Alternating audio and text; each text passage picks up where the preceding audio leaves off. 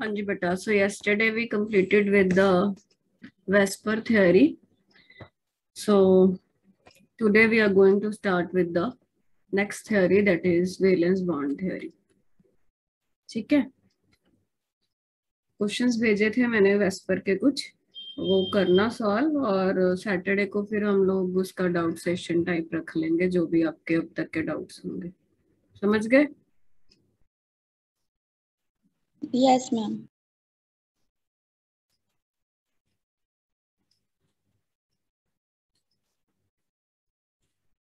So heading लिखो, valence bond theory, VBT.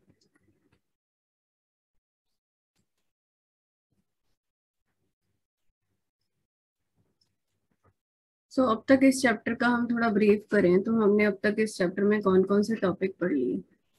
दो theories basically हमने डिस्कस करी हैं। वो दोनों थ्योरीज के नाम क्या क्या थे जैसे?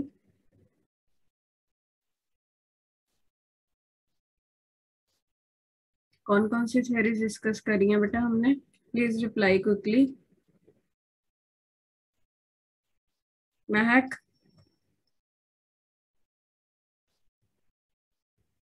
VSEPR theory and newest structure.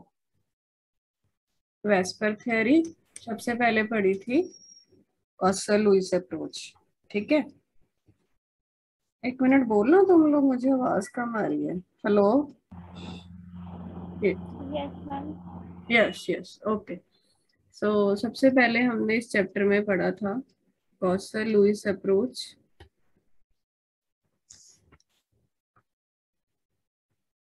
इसमें बेसिकली ऑक्टेट जो रूल है उस पर स्ट्रेस किया गया। एंड सेकंड हमने valence shell electron pair repulsion theory study करी थी। वेस्पर थ्योरी में हमने किस चीज पे स्ट्रेस करा है, एक लाइन में हम बोलें तो what should we answer? Repulsions जो है इलेक्ट्रॉन पेयर्स में वो मिनिमम होने चाहिए ताकि जो मॉलिक्यूल की स्टेबिलिटी है वो मैक्सिमम हो जाए। That is the base of this theory. ठीक है, then the next theory is VBT, valence bond theory. तो valence bond theory is also one of the theories जो हमारे वो सारे क्वेश्चंस का आंसर देगा। तो पहली बात ये है कि हमको लुईस अप्रोच से वेस्पर की तरफ हम क्यों गए थे, क्योंकि हमने देखा था कि जो कॉसल लुईस में हमने कंसेप्ट पढ़े थे वो हमें जस्ट एक बेसिक आइडिया देते थे। इलेक्ट्रॉन डॉट स्ट्रक्चर तक हमें समझ में कुछ कुछ आने लग गया था कि कैसे इलेक्ट्रॉन शेयर होते हैं या कैसे इलेक्ट्रॉन ट्रांसफर होते हैं, बट एग्जैक्ट स्ट्रक्चर या इलेक्ट्रॉन मॉलिक्यूल्स के शेप के बारे में कुछ नहीं पता चला था। फिर वेस्पर में हमें मॉलिक्यूल्स के शेप के बारे में पता चलने लग गया। बट जो वेस्पर थ्योरी है वो किसके साथ डील करती है? सिर्फ सिंपल मॉलिक्यूल्स के साथ,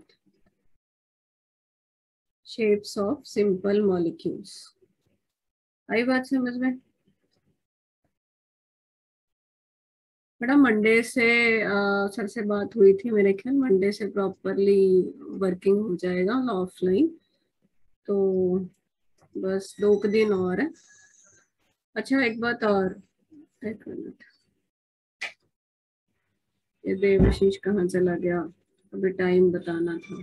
हिमांशु आज का टाइम थोड़ा चेंज होगा, वो जो एक और लड़के अभी शायद वो उसका डिस्कनेक्ट हो गया होगा, देवशीष। ठीक है, आज का एक्स्ट्रा क्लास का टाइम थोड़ा लेट होगा, 8 to 9 होगा। समझ गए? Yes ma'am.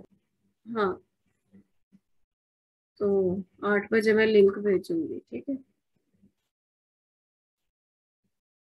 तो हम बात कर रहे थे VBT. VBT is the valence bond theory. क्यों हमें इसकी जरूरत पड़ती है? मैं क्या बताया मैंने, वेस्पर थ्योरी में क्या प्रॉब्लम आती है? जो सिर्फ सिंपल मॉलिक्यूल्स हैं उनकी शेप्स के बारे में हमें पता लगता है। लाइक मैं तुम लोगों को बोलूं, चलो एक मुझे करके दो, कार्बन डाइऑक्साइड की शेप निकालो, जैसे सिखाया वेस्पर में। कैसे निकलती है इसकी शेप? मैम एक्स की वैल्यू फाइंड आउट कर फिर लॉन पेयर। हाँ, तो एक्स की वैल्यू कितनी आएगी कार्बन डाइऑक्साइड के लिए? सेंट्रल एटम कार्बन है 4, 2 ऐड होंगे? 2 ऐड नहीं होंगे, क्योंकि ऑक्सीजन मोनोवेलेंट नहीं है, 2 आ गई एक्स की वैल्यू। लोन पेयर कितने हैं? 0. 0। इसका मतलब 2 के 2 बॉन्ड पेयर है। जब 2 बॉन्ड पेयर होते हैं कौन सा केस बनता है? AX2। तो लीनियर शेप है इसकी, ऐसे होता है, 180 का एंगल है। ठीक है, मैंने बताया था ना कि डबल बॉन्ड को भी हम एक ही मान के चलते हैं। सॉरी, बॉन्ड पेयर 2 है, लोन पेयर 0 है, तो ये लीनियर शेप है।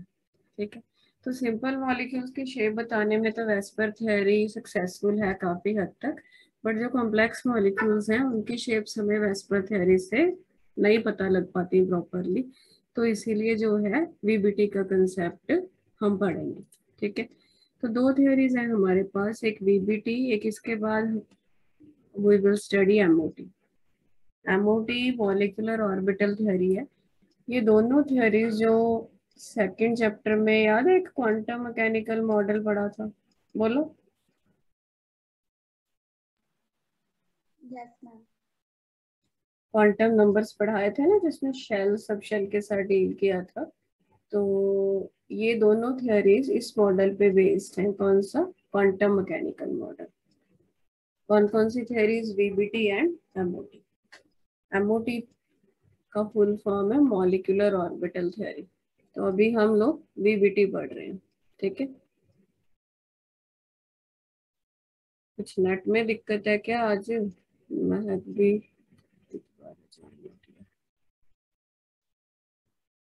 ओके, चलो वीबीटी शुरू करते हैं फिर हम लोग।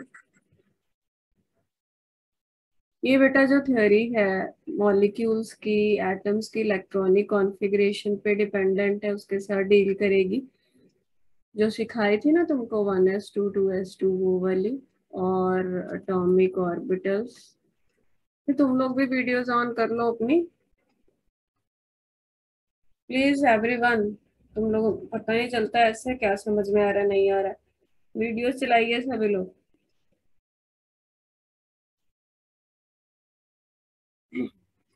महक, जस्सी, जसप्रीत।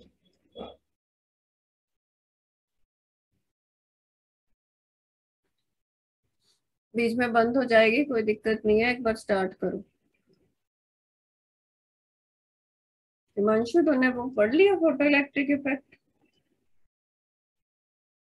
Yes ma'am. समझ में आ गए नोट्स? क्वेश्चन किए थे? यस मैम, 3 ही हुए। हाँ कोई बात नहीं, कौन कौन से? चलो बता देना उस टाइम जब करेंगे। ठीक है, तो ये थियोरी ओके। किस पे बेस्ड है? एटम्स के इलेक्ट्रॉनिक कॉन्फ़िगरेशन पे। एटॉमिक ऑर्बिटल्स की जो हमने शेप पढ़ी थी ना, S orbital, spherical, dumbbell, double dumbbell, वो सारा इसमें यूज करेंगे हम लोग। ठीक है, तो सबसे पहले आज कुछ बेसिक चीजें पढ़ेंगे इस थ्योरी की। एक चीज हमने सीखनी है, हाइड्रोजन मॉलिक्यूल कैसे बनता है। Hydrogen molecule formation on basis of, आप ऐसे कह लो, इंटरेक्शंस।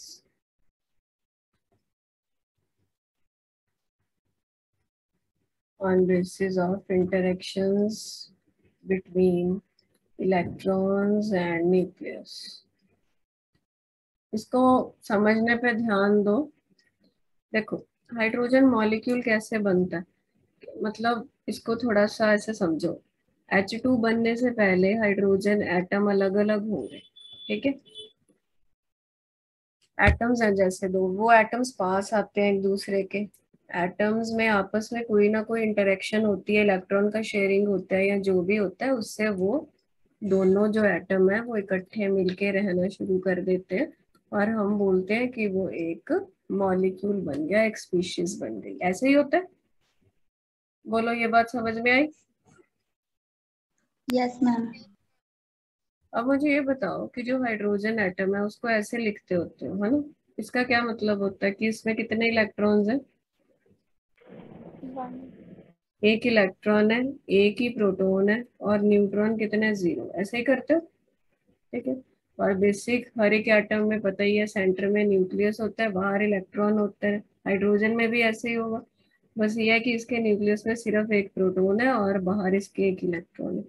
अब हम क्या जानना चाह रहे हैं, हम ये जानना चाह रहे हैं कि H2 मॉलिक्यूल कैसे बनता है। हमने देखा कि मॉलिक्यूल बनाने के लिए हाइड्रोजन के 2 एटम चाहिए, एक एटम ये है, एक एटम ये है। अब इस एटम वाले के पास क्या है, इसको मान लो H एटम बोल दो, इसको क्या बोल लो, HB एटम। इतना तो समझ आ रहा है। अब H एटम के पास क्या होगा, H एटम के पास होगा इसका अपना न्यूक्लियस और इसका अपना इलेक्ट्रॉन। मैं ऐसे करती हूँ, इसके न्यूक्लियस को Na लिख देती हूँ। क्या लिख देती हूँ, Na। ठीक है, ये बात मतलब न्यूक्लियस ऑफ ए एटम। और इसके इलेक्ट्रॉन को मैंने यहाँ पे शो कर दिया और मैंने इसको लिख दिया E। बोलो ये रिप्रेजेंटेशन समझ में आ गया? जल्दी please respond quickly. Yes, ma'am. Yes, ma'am. Now second atom is your HB। अब है तो हाइड्रोजन का ही, इसी के पास भी वही समान है। समान का मतलब इसके पास भी इसका अपना न्यूक्लियस है, उसको Nb लिख लेते हैं, और इसका अपना इलेक्ट्रॉन है, सॉरी माइनस चार्ज, उसको लिख लेते हैं EB। ठीक है, जो ग्रीन वाला है वो HB का समान है, जो रेड वाला है वो HA का समान है। अभी आप ऐसा मानिए, मैंने तो पास दिखाए हैं ग्रीन और रेड, मतलब थोड़े दूर है। मान लो जब दूर है, ऐसे पहले ऐसे मान के चलते हैं कि इन्फिनिटी पे इतने दूर है कि उन दोनों का आपस में कोई भी लेना देना नहीं है। ठीक है, जब उनका आपस में कोई लेना देना नहीं है तो क्या होगा, तो सिर्फ इनका जैसे एक ही बात करें, मान लो अकेला ए है सपोज, इसको टेम्परेरी रब करते हैं। जब अकेला ए है तो उसका न्यूक्लियस उसके इलेक्ट्रॉन, अपने ही इलेक्ट्रॉन को अट्रैक्ट करके रखेगा। बोलो, और तो इसमें कोई इंटरेक्शन नहीं होगी, ये दोनों एक दूसरे को अट्रैक्ट करेंगे, बस यही वाली इंटरेक्शन होगी इनमें। प्लीज रिप्लाई, से यस और नो। Yes, ma'am. ठीक है, फिर ये क्या है? इलेक्ट्रॉन ऑफ ए, HA क्या है, हाइड्रोजन का एक एटम HA है, दूसरा एटम HB है। एटम के पास क्या होता है, हाइड्रोजन के इलेक्ट्रॉन होता है और एक प्रोटॉन होता है, मतलब न्यूक्लियस होता है। न्यूक्लियस Na, इलेक्ट्रॉन ही है। अब जो HB है वो बहुत दूर है, ये मान लो, तो इसका अपना न्यूक्लियस और इसका अपना इलेक्ट्रॉन, इन दोनों में भी अट्रैक्शन हो रही होगी, एक दूसरे को अट्रैक्ट कर रहे होंगे, यही कहानी है। फिर ये एक दूसरे के पास आने लग गए, पास आने लग गए तो इसको, ये सारी चीज को मैं पास बनाऊं जैसे पहले बनाया था, तो ये कहानी है। ठीक है, और पास आने पे क्या होगा, क्या कोई नए इंटरेक्शंस डेवलप होंगे? इंटरेक्शन का बेटा मतलब क्या होता है, इंटरेक्शन मतलब क्या, दो चीजों में अट्रैक्शन है तो वो भी एक इंटरेक्शन है। रिपल्शन है, कोई एक दूसरे को पसंद करता है, इंटरेक्शन बोलते हैं उसके केमिस्ट्री की लैंग्वेज में। नफरत करता है, रिपल्शन है, तो वो भी इंटरेक्शन है। ठीक है, अब जब ये एक दूसरे के पास आ गए, ये पूरी चीज ही पास आएगी, ये इसके पास आ गया, ये इसके पास आ गया, क्योंकि ये तो आपस में बंधे ही हुए हैं। ठीक है, तो पास आने से इनमें कुछ न्यू इंटरेक्शंस डेवलप होंगे या नहीं, क्या लगता है? डिस्कस करो, बताओ। हिमांशु तू बता। Yes, ma'am. क्या पूछा है मैंने? मैं आपने पूछा कि जब ये दोनों पास में आएंगे तब कुछ नए इंटरेक्शन होंगे कि नहीं? हाँ, तो तूने उसका आंसर दिया यस, तो क्या इंटरेक्शन होंगे वो बता। पता नहीं। सोचो, बहुत मुश्किल नहीं है, सोचो। मैं है क्या नहीं आइडिया? मैम सेम न्यूक्लियस भी सेम रहेगा। आपकी आवाज नहीं आ रही, क्या बोल रहे हो? न्यूक्लियस से इलेक्ट्रॉन बी को अट्रैक्ट करेगा। हाँ, देखो ठीक बताया महक ने। बंद कर दो माइक। कुछ मैं यहाँ पे लिख रही हूँ, न्यू इंटरेक्शंस। इंटरेक्शन का मैंने बताया भाई, अट्रैक्शन भी हो सकता है, रिपल्शन भी हो सकता है, दोनों भी हो सकता है। ठीक है, न्यू इंटरेक्शन में पहले हम देखते हैं नई अट्रैक्शन कोई डेवलप होगी। अच्छा ये बताओ, कोई पुरानी अट्रैक्शन थी क्या? पुरानी अट्रैक्शन तो थी ही, बट वो उनमें सिर्फ अपने आप में थी। और जो पुरानी वाली अट्रैक्शन थी उसको हमने डॉटेड से दिखाया, इतना समझ गए?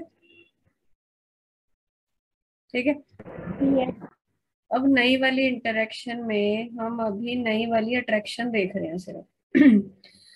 अब देखो ये अपने आप में तो अट्रैक्ट कर रहे हैं, जब ये पास आएंगे तो जो बी का न्यूक्लियस है, जो बी का न्यूक्लियस है, क्या वो ए के इलेक्ट्रॉन को नहीं अट्रैक्ट कर सकता? उसको किसी ने रोका थोड़ी है, वो इसको अट्रैक्ट करेगा क्योंकि चार्जेस ऑपोजिट है। बोलो ये समझ में आई बात? ये देखो ना, ये एक एटम है, ये दूसरा है। पहले ये अपना, इसी में इसका इलेक्ट्रॉन है, इसी में इसका प्रोटॉन है, इसमें इसका प्रोटॉन है और इसका इलेक्ट्रॉन है। ये अपने आप को पकड़ के बैठे थे। अब जब ये पास आए, अपने आप को तो पकड़ के ही रखा है, इसका इलेक्ट्रॉन इसके न्यूक्लियस की तरफ भी तो खींचा जाएगा। आ गई ये बात समझ में? Excuse ma'am, yes. मैम आपने जो बी का न्यूक्लियस है मैम, वो आपने वो दूसरे एक इलेक्ट्रॉन की साइड में क्यों बनाया मैम? वो तो जिधर मर्जी बना लो, अट्रैक्शन दिखानी थी इसीलिए बनाया। मैम अगर हम ये जो इसका न्यूक्लियस है बी का, मैम ये उसकी साइड को हो जाए होता, न्यूक्लियस के साइड को एक है मैम, तब भी ये होता। हाँ हाँ, तब भी होगा, उसमें तो कोई लेना देना नहीं है। तो ये दिखाना थोड़ा इजी रहता है, वो जिधर मर्जी कर दे सब कुछ, पिक्चर में तो आएगा ही। बताती हूँ वो भी मैं। ये नई इंटरेक्शन आ गई। सिमिलरली इसका जो ए का न्यूक्लियस है वो बी के इलेक्ट्रॉन को अट्रैक्ट करेगा। समझ गए? ये नई इंटरेक्शन आई। इंटरेक्शन कौन सी? नई अट्रैक्शन। अब नई अट्रैक्शन को हमने ऐसे दिखाया है, ऐसे सॉलिड लाइन और ये एरो। और पुरानी इंटरेक्शन जो ऑलरेडी थी उसको हमने ऐसे दिखाया था। यहाँ तक कहानी समझ गए? यस। अब सोच के बताओ हिमांशु, अब तू बता, कोई नई रिपल्शन आएगी? पुरानी रिपल्शन तो थी नहीं, कोई कोई नई रिपल्शन आएगी?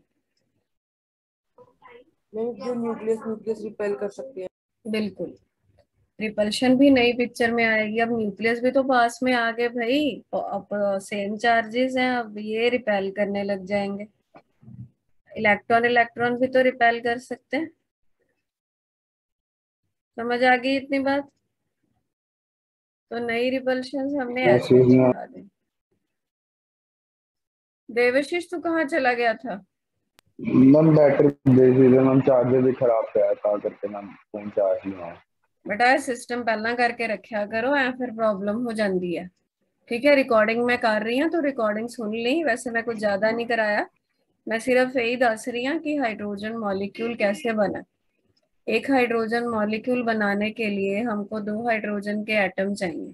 ठीक है, एक एटम को मैंने HA मान लिया, दूसरे एटम को HB मान लिया। हाइड्रोजन के एटम में देवशीष क्या प्रेजेंट होता है? एक इलेक्ट्रॉन होता मैम है इलेक्ट्रॉन, और एक प्रोटॉन होता है न्यूक्लियस में। प्रोटॉन। हाँ, अब तो बस माइक बंद और सुन ध्यान से। ये जो रेड वाला है वो ए एटम का न्यूक्लियस है और ए एटम का इलेक्ट्रॉन है।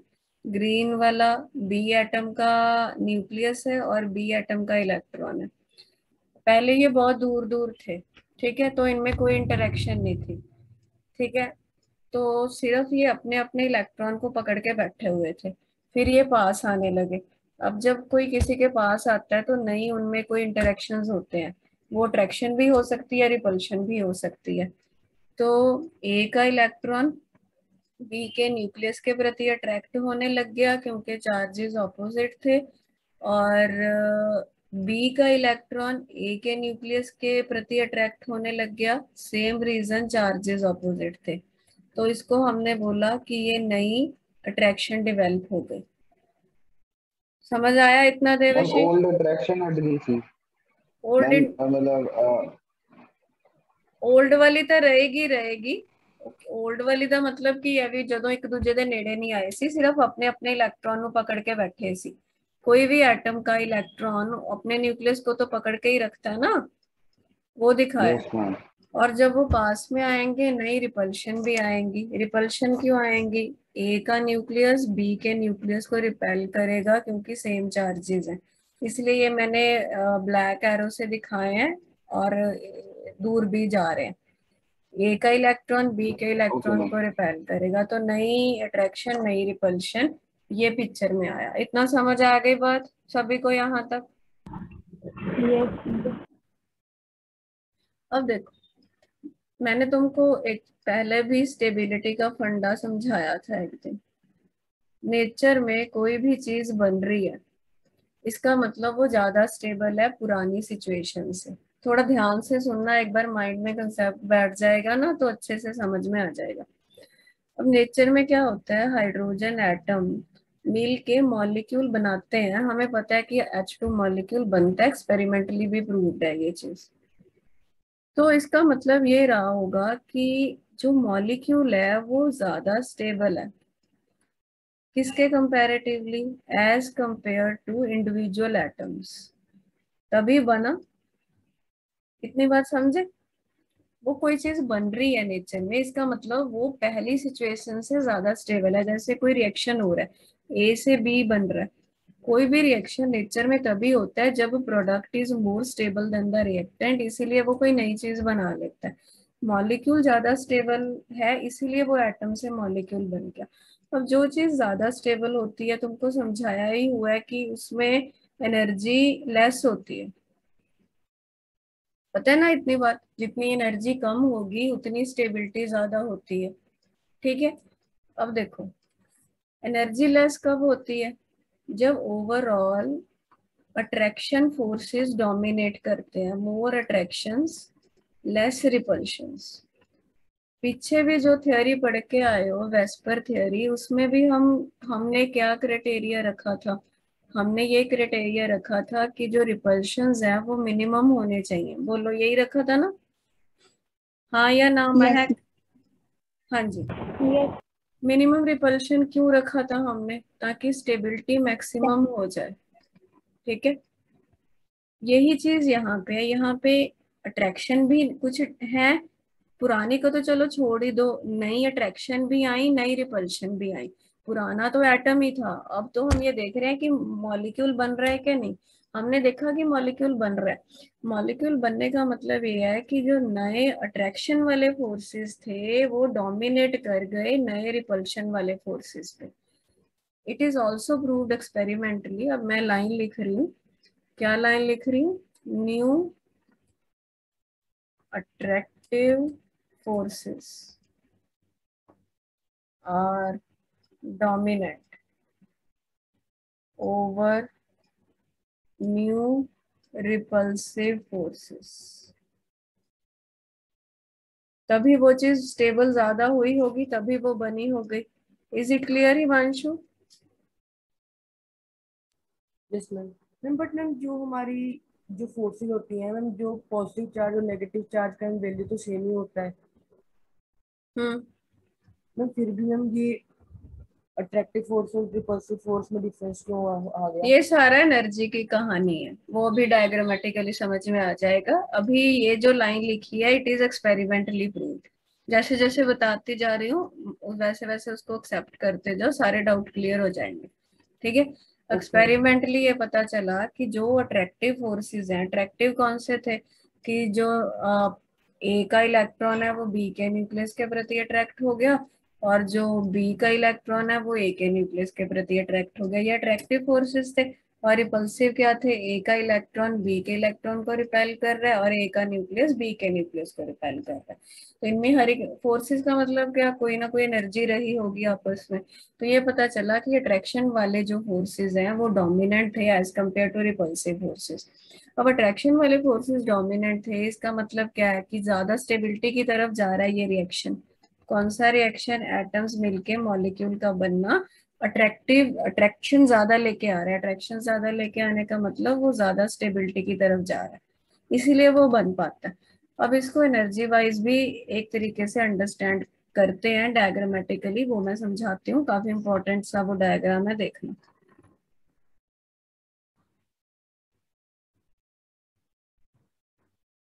इसको अगले पेज पे बनाते हैं, थोड़ा ज्यादा चाहिए एरिया।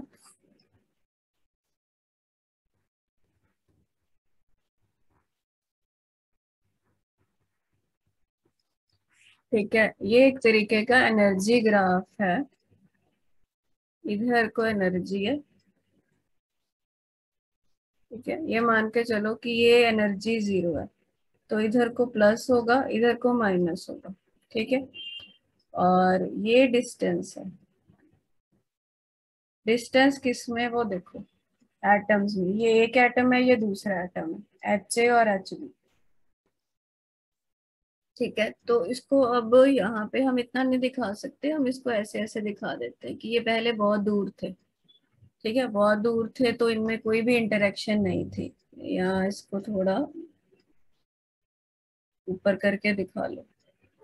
फिर क्या हुआ, फिर वो पास आने लगे, पास आने लगे, एनर्जी ग्राफ बनाए तो इसका एनर्जी ग्राफ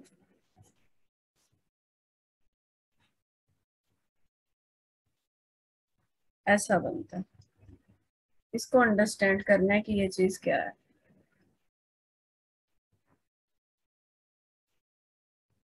मैम दोबारा एक्सप्लेन करो। मैंने अभी किया ही नहीं बेटा, मैं अभी बना रही हूँ, रुक जाओ।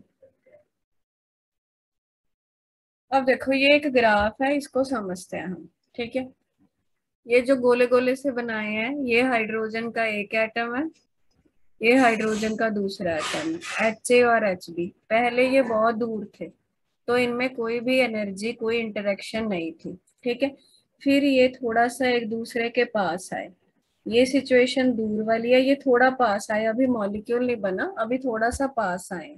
पास आने से उनमें क्या डेवलप हुआ, नए इंटरेक्शन डेवलप हुए, अट्रैक्शन भी हुई, रिपल्शन भी हुई। और हमें पता है कि अट्रैक्शन डोमिनेट कर रही है। अट्रैक्शन डोमिनेट कर रही है तो इस सिस्टम की एनर्जी थोड़ी कम हो। देखो 0 से यहाँ पे 0 के पास है, इतनी एनर्जी है, और ये एनर्जी कम होगी ना, ये एनर्जी ज्यादा है, ये नेगेटिव की तरफ जा रहा है, तो ये एनर्जी कम हो गई। इतना समझ रहे हो ये चीज? ऐसे जाने का मतलब क्या है, बोलो। इस यस सिस्टम इस सिस्टम की जितनी एनर्जी है, जब वो दूर थे, वो एक सिस्टम इमेजिन करो उसे, उसकी जितनी एनर्जी थी, अब वो जो पास आ गए, उस सिस्टम की एनर्जी कम है। मान लो, हाइपोथेटिकल बोलती हूँ, इसकी एनर्जी मान लो थी, तुम कुछ भी ले लो, इसकी एनर्जी थी मान लो 200। अब इसकी एनर्जी कितनी है, इसकी एनर्जी 100 है। ठीक है, तो मैं सिर्फ मैग्नीट्यूड की बात कर रही हूँ, साइन समझाती हूँ। तो एनर्जी कम हुई है, इससे पता चल रहा है नीचे को जा रही है, नीचे को जाना मतलब एनर्जी कम हो रही है। अब हमको ये चीज पता है कि एनर्जी जितनी कम उतनी स्टेबिलिटी, ये फंडा याद रखना। Lesser energy more stability. तो ये वाला सिस्टम ज्यादा स्टेबल है कि जब वो पास है, पास वाला ज्यादा स्टेबल है। ठीक है, फिर क्या हुआ, पास आते गए, पास आते गए, फिर वो बिल्कुल ही एक दूसरे के काफी पास आ गए। इसको बोलते हैं, कुछ उनका पोर्शन आपस में मिक्स भी हो गया, इसको ओवरलैपिंग बोलते हैं। ये आगे आएगा इस थ्योरी में, धीरे धीरे समझ में आएगी, पेशेंस रखनी है। थोड़ा सा पोर्शन उनका मिक्स हो गया, तब वो बहुत स्टेबल हो गए, उनकी एनर्जी देखो कितनी कम हो गई। ये मिनिमम एनर्जी वाली सिचुएशन है, इसको बोलते हैं हम, हमारा मॉलिक्यूल बन गया। मॉलिक्यूल बन गया मतलब क्या, वो सिस्टम, अब जो सिस्टम दोनों एटम मिलके जो चीज बनी है, it is of maximum stability. Maximum stability कब होएगी, जब एनर्जी क्या होगी, minimum. Energy minimum, stability maximum, और मॉलिक्यूल बन गया। और ये जो एनर्जी होती है, इसको हम बॉन्ड एंथैल्पी भी बोलते हैं, या इसको हम बॉन्ड एनर्जी भी बोलते हैं।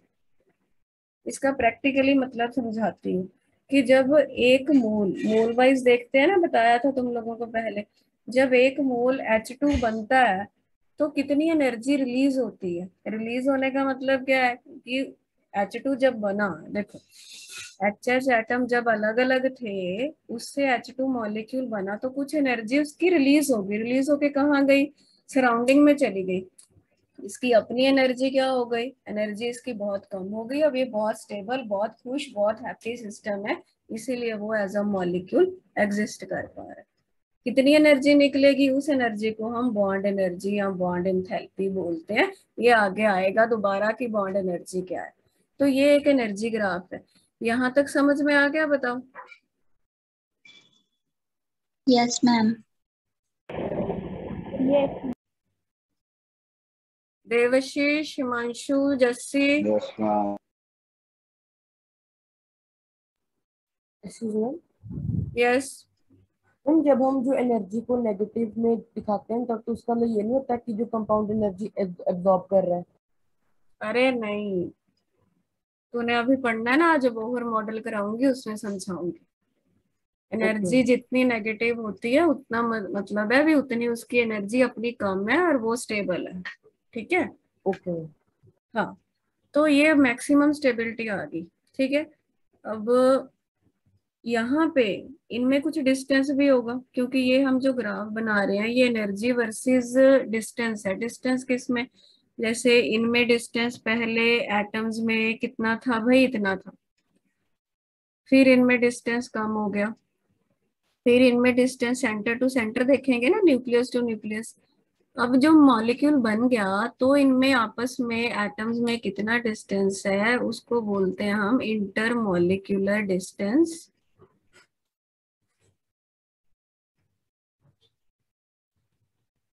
एंड उसको टेक्निकल जो टर्म होती है वो बोलते हैं उसको बॉन्ड लेंथ।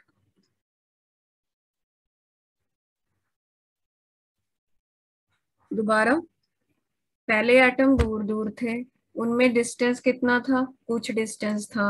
ठीक है।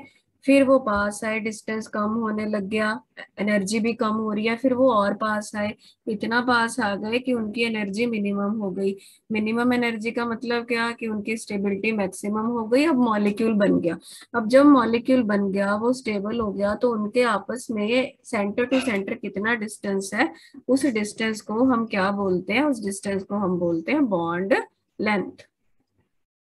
ठीक है। ये मैं एक्स्ट्रा चीजें थोड़ी डिलीट कर रही हूँ ताकि आप लोगों को थोड़ा बेटर इसका व्यू मिल सके। अब देखो जी, ये सारा समझा चुकी हूँ इसलिए यहाँ से हटा रही हूँ।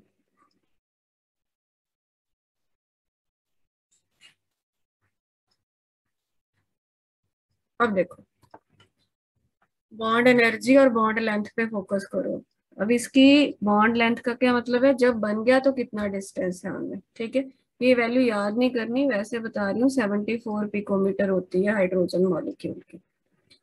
तो और बॉन्ड एनर्जी इसकी कुछ देख लेना वैल्यू, 400 समथिंग किलो जूल पर मोल होती है।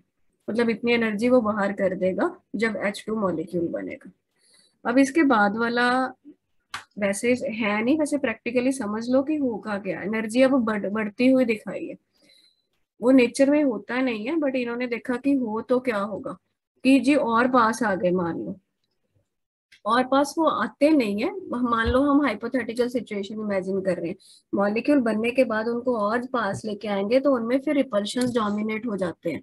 क्यों, क्योंकि उनके न्यूक्लियस इतने ज्यादा क्लोज आ जाएंगे। फिर यदि उनको हम मान लो किसी हाइपोथेटिकल सिचुएशन में या कोई एक्सपेरिमेंट करके हम कोई ऐसी सिचुएशन क्रिएट कर दें कि और पास लेके आना है, तो उनमें फिर ये देखा गया कि उनमें रिपल्शंस डोमिनेट हो जाएंगे।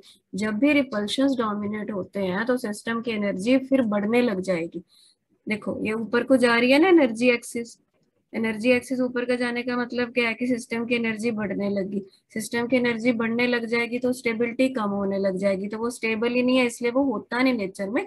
यदि होता होता तो ऐसा ग्राफ आता, बढ़ती रहती एनर्जी, बढ़ती रहती। जितना आप डिस्टेंस कम करते जाओगे फिर वो एनर्जी बढ़ानी शुरू कर देता है। इस पॉइंट पे एनर्जी उसकी मिनिमम होती है, इसीलिए स्टेबिलिटी मैक्सिमम होती है, इसलिए वो मॉलिक्यूल जो है वो बन के स्टेबल हो जाता है। समझ में आ गया आपको formation of hydrogen molecule? Yes. Yes ma'am. ठीक है, ये आपको ऐसा चाह भी सकता है। अच्छा, अब एक बात सुनो। इसके बाद वाला बेटा जो टॉपिक है ना, हिमांशु और देवशीष, बाकी 3 लोगों ने तो कर रखा है, उसमें ना एक बीबीटी थ्योरी अभी चलेगी 2-4 दिन। उसमें एक कंसेप्ट यूज होता है ओवरलैपिंग का, ओवरलैपिंग ऑफ एटॉमिक ऑर्बिटल्स। ठीक है। वो समझने के लिए ना एटॉमिक ऑर्बिटल्स का मैं थोड़ा सा इंफॉर्मेशन तुमको दे रही हूँ। वैसे ये जल्दी खत्म भी हो जाएगा ये चैप्टर। मैंने एम किया है देवशीष और हिमांशु तुम लोगों का संडे तक मैं करा दूंगी। चाहे मुझे 2-2 क्लासेस भी लेनी पड़े, ताकि तुम लोग का फिर आगे दिक्कत ना हो इस चैप्टर में, क्योंकि थोड़ा बहुत ये जो भी चैप्टर पढ़ रहे हैं ये एटॉमिक स्ट्रक्चर के साथ थोड़ा बहुत लिंक्ड है, तुम लोग देख भी रहे हो। ठीक है। वो कौन सा तो चैप्टर कह रहा है कि स्ट्रक्चर ऑफ द एटम? हाँ, जो चल रहा है वो हमारा हाफ तो खत्म हो ही गया है, हाफ से कम ही रह गया, वो सारा हम संडे तक कर लेंगे। ठीक है। ओके। तो अभी इसके बाद इस चैप्टर में जो टॉपिक चल रहा है ना, थोड़ी मेरी बात तो फोकस से सुनो मैं क्या बोल रही हूँ। कौन सी थ्योरी चल रही है हमारी? वीबीटी चल रही है। वीबीटी आज हमने शुरू करी है। वीबीटी में हमने अभी ये देखा है कि हाइड्रोजन मॉलिक्यूल कैसे बनता है, और इस चैप्टर में अभी तक देवशीष तुमने देखा भी होगा कोई लिंक नहीं था सेकंड चैप्टर का। ठीक है। बट अभी जो शुरू होना है वो है ओवरलैपिंग ऑफ एटॉमिक ऑर्बिटल्स। तो उसमें खाली हमको ये पता होना चाहिए कि जो एटॉमिक ऑर्बिटल्स होते हैं वो कौन कौन से होते हैं और उनके शेप्स कौन कौन से। ठीक है, वो मैं थोड़ा सा बता देती हूँ। बाकी तो एक्स्ट्रा जो क्लास लग रही है तुम लोगों की आज, देवशीष फिर 8 से 9 रखी है, तूने बोला था ना। Yes ma'am. हिमांशु, तू और एक बच्चा और होगा, तो तीनों लोगों को, तुम लोगों को 8 से 9 में क्लास लूंगी। और उसमें आज हम बोहर मॉडल डिस्कस करेंगे और फोटो इलेक्ट्रिक इफेक्ट का 1-2 न्यूमेरिकल, और देवशीष तुम्हारा स्टॉपिंग पोटेंशियल बचा था वो करेंगे। ठीक है। तो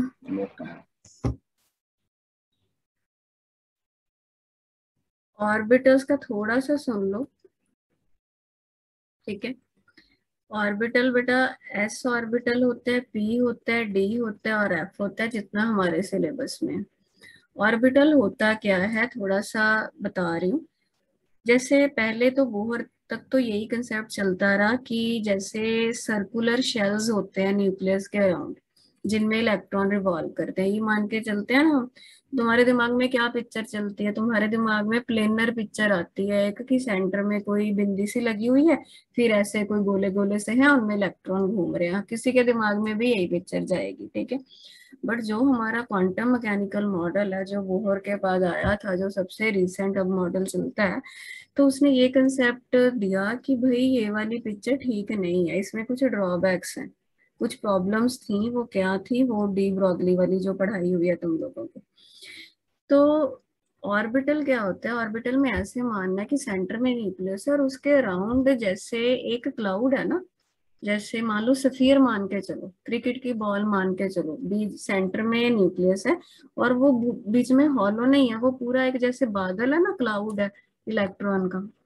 वैसे ये सारा, वो सारा जो रीजन है, वॉल्यूम कहना चाहिए मुझे क्योंकि मैं 3D की बात कर रही हूँ, वो जो 3D रीजन है सारा, उसको ऑर्बिटल बोलते हैं। और वो एक ऐसा रीजन होता है जहाँ पे इलेक्ट्रॉन के मिलने की जो चांसेस होते हैं वो मैक्सिमम है।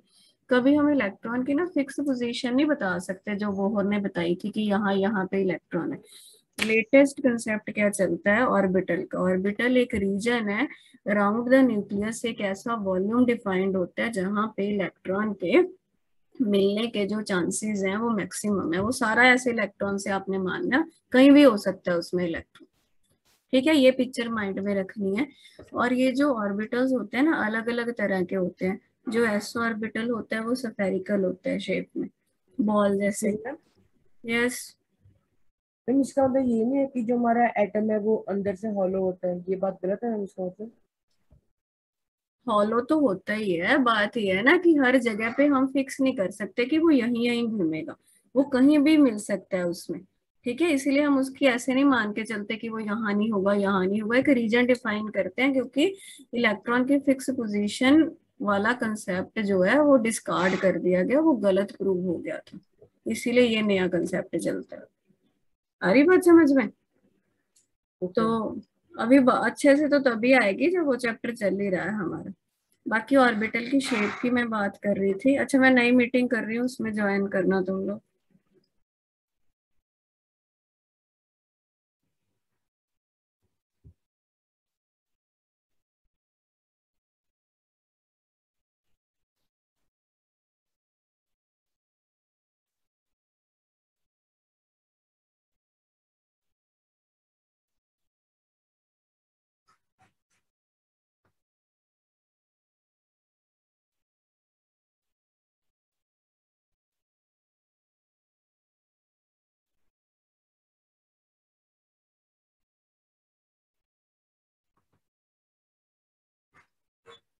हाँ जी बेटा, तो हमारी बात क्या चल रही थी? ऑर्बिटल्स की।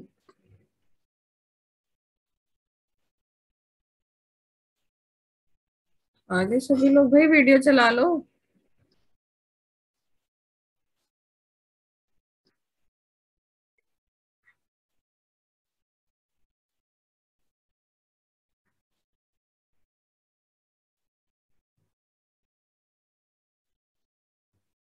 हाँ जी, तो ऑर्बिटल्स की इसमें नॉलेज की जरूरत पड़ेगी। तो मैं क्या बता रही थी कि orbitals S P D and F हैं। ठीक है, एस ऑर्बिटल क्या है? जब भी मैं ऑर्बिटल बोलूंगी आपके दिमाग में क्या आना चाहिए? न्यूक्लियस के अराउंड एक ऐसा रीजन है, एक ऐसा वॉल्यूम है 3D स्पेस में जहां पे इलेक्ट्रॉन के मिलने के चांसेस मैक्सिमम है। तो पूरे कोई हम जैसे इलेक्ट्रॉन का मतलब घर है उसका, तो कहीं भी वहां पे हो सकता है, ये चीज मान के चलते हैं। तो ऑर्बिटल क्या होता है? माइंड में मैं एक लाइन लिख रही हूँ, it is the reason, it is the region around the nucleus where probability of finding electron is maximum। ठीक है, ये बात इमेजिन हो गई? देवशीष, हिमांशु, तुम लोग बताओ, बाकियों को तो अच्छे से कराया होगा। Yes ma'am. Yes ma'am. Yes ma'am. ऐसे जो ऑर्बिटल होते हैं ना, ये अलग अलग ऑर्बिटल्स हैं, इनकी अपनी अपनी शेप्स हैं। ठीक है, उसको अलग अलग टाइप के घर हैं उसके पास, ऐसे कह लो। ये स्फेरिकल होता है शेप में, सर्कुलर नहीं है, वो तो दिख रहा है ऐसा, स्फेरिकल बॉल जैसा है ये। ठीक है, तो और ये जो पी ऑर्बिटल होता है वो डम्बल शेप होता है। ये सेंटर में न्यूक्लियस है, यहाँ पे इलेक्ट्रॉन के मिलने के चांसेस मैक्सिमम होते हैं, डम्बल शेप बोलते हैं इसको। और डी ऑर्बिटल जो होते हैं वो डबल डम्बल होते हैं। वैसे डी ऑर्बिटल आगे 5 होते हैं, पांचों की शेप अलग अलग होती है, बट उनमें से जो 4 होते हैं वो डबल डम्बल ही होते हैं। एक होता है वो एक डम्बल होता है, और एक उसमें रिंग होती है एक्स वाई प्लेन में। ये करेंगे। एफ ऑर्बिटल की शेप हम लोग नहीं पढ़ सकते, they are highly complex shapes. ठीक है, थोड़ा सा आइडिया आप लोगों को मिल गया होगा। S orbital spherical, P orbital ऐसे डम्बल शेप्ड है, उसमें 2 लोब होते हैं। और डी ऑर्बिटल डबल डम्बल है, 4 लोब हैं उसमें। और एफ ऑर्बिटल की जो शेप्स हैं वो कॉम्प्लेक्स हैं। तो मैं थोड़ा आइडिया दे रही हूँ तुमको। अभी जो हमने वीबीटी में अगला कंसेप्ट पढ़ना है ना, वो कंसेप्ट कैसा है? वो कंसेप्ट है ओवरलैपिंग ऑफ एटॉमिक ऑर्बिटल्स का। ठीक है, कि हम जैसे हम बोलते हैं H2 मॉलिक्यूल बना है ना, हमने पीछे देख भी लिया H2 मॉलिक्यूल कैसे बना। बाकी हम ये भी इसका इलेक्ट्रॉन डॉट जो लुईस ने बताया था कि एक इलेक्ट्रॉन हाइड्रोजन एक एटम के पास है, दूसरा दूसरे एटम के पास है, इनमें शेयरिंग हो गया, कोवेलेंट बॉन्ड बन गया, है ना। तो हमें तो यही पिक्चर माइंड में आता है कि एक डॉट उसका है, एक डॉट उसका है, उसने उसका डॉट शेयर कर लिया, उसने उसका डॉट शेयर कर लिया। बट प्रैक्टिकली ऐसे कोई डॉट बन के थोड़ी इलेक्ट्रॉन घूमता है, ऐसा नहीं होता। तो जो एक्चुअल में पिक्चर है उसको थोड़ा पिक्चराइज करने की कोशिश करते हैं। हुआ क्या होगा, जब ये हाइड्रोजन का एटम है जो HA था, उसमें क्या है, उसमें न्यूक्लियस था और उसका अपना इलेक्ट्रॉन क्लाउड था। और ये याद रखना, एस के हाइड्रोजन के पास एस ऑर्बिटल होता है। अब अगला क्वेश्चन तुम्हारे दिमाग में ये आएगा, बाकी तीनों ने तो किया हुआ है, देवशीष और हिमांशु ने, कि कैसे पता चलेगा किसके पास कौन सा ऑर्बिटल है। कईयों में मैम लिख देंगे पी ऑर्बिटल, कईयों में मैम लिख देंगे डी ऑर्बिटल, है ना। ऐसा नहीं होता कि अपनी मर्जी से किसी के पास कोई ऑर्बिटल होते हैं, वो डिपेंड करता है एटम की इलेक्ट्रॉनिक कॉन्फ़िगरेशन पे। ये भी सारा पिछले चैप्टर में आ जाएगा, वो टेंशन मत लेना। चाहे कल मुझे रेगुलर क्लास ऑफ रखनी पड़े, मैं बता दूंगी तुम लोगों की। मैं सोच रही हूँ देवशीष और हिमांशु यही टाइम तुम लोगों का लेके एक्स्ट्रा फ्राइडे सैटरडे और संडे कंप्लीट कर दें, ताकि मंडे को तुम लोग प्रॉपरली साथ मिल जाओ। फिर जो बाकी के 2 चैप्टर हैं, मोल कंसेप्ट वाला और पीरियोडिक टेबल, वो बिल्कुल लिंक्ड नहीं है। थोड़ा बहुत तो पीरियोडिक होगा, उतना का तुम लोगों को आता है। तो सेकंड चैप्टर तुम्हारा संडे तक हो जाएगा। तो कल मैं सोच के बताऊंगी कि रेगुलर क्लास लगनी है कि नहीं। मतलब रेगुलर वाले टाइमिंग तो लगेंगे ही हिमांशु और देवशीष का, बट सेकंड चैप्टर मैं सोच रही हूँ तुम लोगों का 2 बार करा दूंगा। मेरी बात समझ गए? कोई कंफ्यूजन तो नहीं है? No ma'am, excuse me clear ma'am. है। हाँ जी। मैम एक आपने पीरियोडिक बोला था और दूसरा कौन सा मोल कंसेप्ट बोला था चैप्टर? हाँ वो लिंक्ड नहीं है, वो हम करते रहेंगे मैम एक्चुअली। उसमें मैम एवोगैड्रो नंबर और सब आएगा? हाँ हाँ हाँ। अच्छा। ठीक है, तो अभी हमारा फोकस है कि सेकंड हो जाए, वो थोड़ा जरूरत पड़ेगा। कल का क्या सीन है वो मैं मैसेज करूंगी। तो मैं क्या बता रही थी कि जो हाइड्रोजन एटम है उसके पास एस ऑर्बिटल है, अभी याद कर लो। दूसरा हाइड्रोजन एटम है जिसको हमने एच बी बोला है, उसके पास भी एस ऑर्बिटल है। ठीक है, अब हमने इंटरेक्शंस तो पढ़ ली इसमें, क्या अट्रैक्शन हुई क्या रिपल्शन हुई। अब ओवरलैपिंग का कंसेप्ट क्या बोलता है, अब देखो ये एक दूसरे की तरफ आ रहे हैं, तो एक दूसरे के इलेक्ट्रॉन क्लाउड भी तो ऐसे आ रहे हैं, है ना। न्यूक्लियस भी पास में आ रहे हैं, इलेक्ट्रॉन क्लाउड भी पास में आ रहे हैं। इलेक्ट्रॉन का क्लाउड इसका और इसका दोनों आ रहे हैं, ऐसे ऐसे करते इमेजिन करो। तो वो जब पास में आ जाएंगे एक पॉइंट ऐसा हो जाएगा, जो मैंने अभी ग्राफ बनाया था तुम लोगों को, हमने ऐसा कुछ उसमें डायग्राम से दिखाया था। एक्चुअली होता क्या है, इन इसका और इसका इलेक्ट्रॉन क्लाउड तुम देख लो पार्शियली मर्ज जैसी सिचुएशन आ गई। पार्शियल ओवरलैपिंग या पार्शियल मतलब ऐसे नहीं है पूरा एक दूसरे में समान ही गए वो। पार्शियल मतलब थोड़ा पोर्शन इसका और इसका जो है वो मर्ज हो गया। इसी को हम ओवरलैपिंग या पार्शियल मर्जिंग या partial overlapping of atomic orbitals बोलते हैं। इसी से बेसिकली जो होते हैं वो बॉन्ड्स बनते हैं। आइडिया हो गया ओवरलैपिंग क्या होती है? यस। ठीक है, ये थ्योरी इसी के साथ डील करेगी कि ऑर्बिटल्स की ओवरलैपिंग करके कैसे बॉन्ड्स बनते हैं। ये जो वीबीटी थ्योरी है यही बताती है। हमने शुरू में किया था ना कि VBT theory is based on the quantum mechanical model. Quantum mechanical model कौन से कंसेप्ट पे बेस्ड है? ऑर्बिटल वाले। तो ये भी ऑर्बिटल्स के पिक्चर में लेकर बॉन्ड बनाने बताएगी। तो मैं तुम लोगों को बताऊंगी ओवरलैपिंग से 2 तरीके के बॉन्ड बनेंगे। एक बेटा ओवरलैपिंग होती है हेड ऑन ओवरलैपिंग। कौन सी ओवरलैपिंग? Head on overlapping. एक होती है साइडवेज ओवरलैपिंग।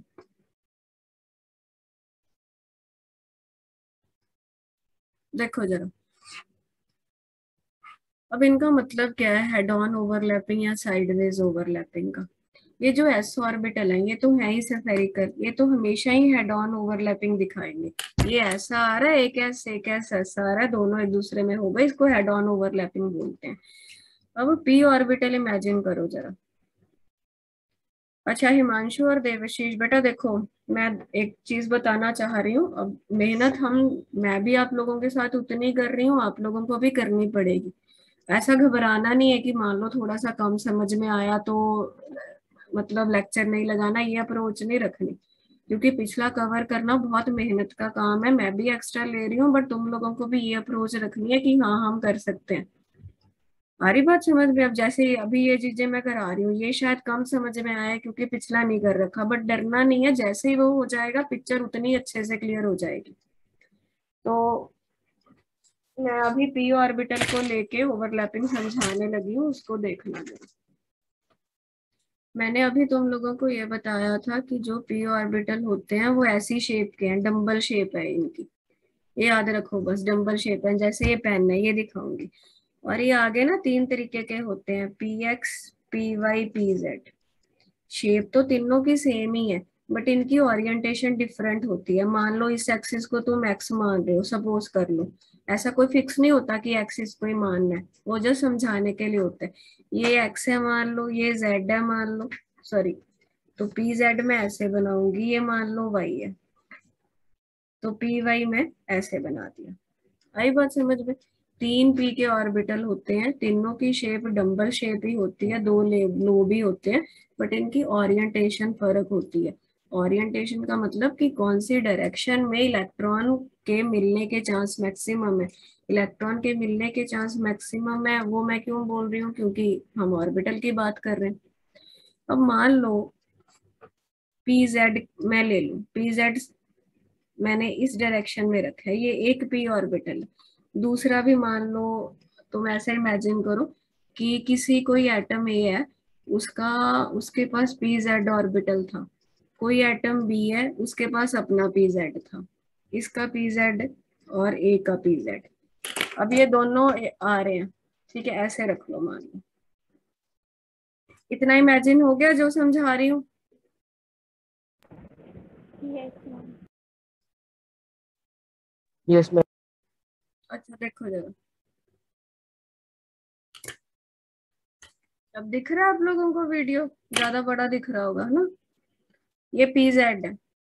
अब ये पहले दूर थे, अब ये आ रहे। इलेक्ट्रॉन का क्लाउड है, ऐसे मान के चलो, यहाँ पे बीच में न्यूक्लियस है, यहाँ पे इलेक्ट्रॉन का क्लाउड है, इसका भी ऐसे ही है। अब ये आ रहे हैं, इसका इलेक्ट्रॉन क्लाउड, इसके इलेक्ट्रॉन क्लाउड में कुछ पोर्शन मर्ज हो गया, तो इस ओवरलैपिंग को, ओवरलैप हो गया, इसको बोलते हैं हम हेड ऑन ओवरलैप। इसका बिल्कुल ऐसे, ठीक है। तो मैंने बोला था ना ओवरलैप दो तरीके का है, एक हेड ऑन एक साइडवेज, तो ये हेड ऑन ओवरलैप है। इतना समझ में आया? Yes ma'am. अब इसी को मान लो साइडवेज ओवरलैप समझना है, तो मैं पी एक्स ले लेती हूँ। मान लो कोई एटम सी था, उसके पास पी एक्स ऑर्बिटल है, और कोई एटम डी था, चलो डिफरेंट कलर से दिखाते हैं। कोई एटम डी था, उसके पास उसका पी जेड था, sorry P X. P Z तो हमने इसको रखा है ना, ये वाली डायरेक्शन को, तो वो हेड ऑन दिखाएगी। अब ये पी एक्स है, तो कैसे देखेंगे?